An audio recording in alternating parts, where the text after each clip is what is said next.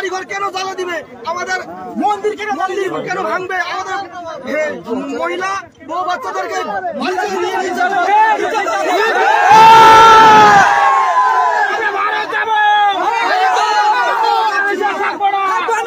ভারতে যাব।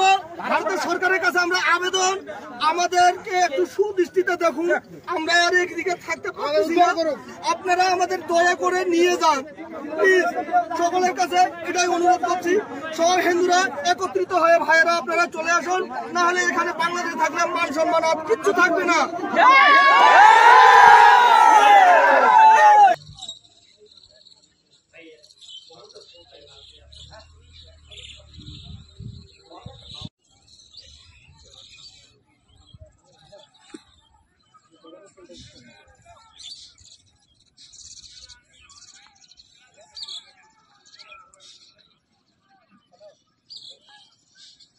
পরিস্থিতি সকাল থেকে তো আমি জানি না, অত বাগানে গেছি, তারপর বাগানে আসিয়া দেখেছি তো অনেকগুলা বাংলাদেশের মানুষ ওইখানে আসে এইদিকে আসতে চাচ্ছে। হ্যাঁ চাচ্ছে।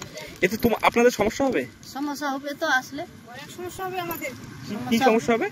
কি সমস্যা হবে, আমাদের কষ্ট হবে ওদের আসলে। এখানে অতগুলা মানুষকে কোথায় খাওয়া দিব, কোথায় জায়গা দিব থাকতে। তারপর এখন কি পরিস্থিতি? কি পরিস্থিতি এখন না, সরকার এখন কি বিএসএফ আছে? বিএসএফ তো আছে ওখানে বিএসএফ। আপনার নাম কি? আমার নাম পাথারি রায়।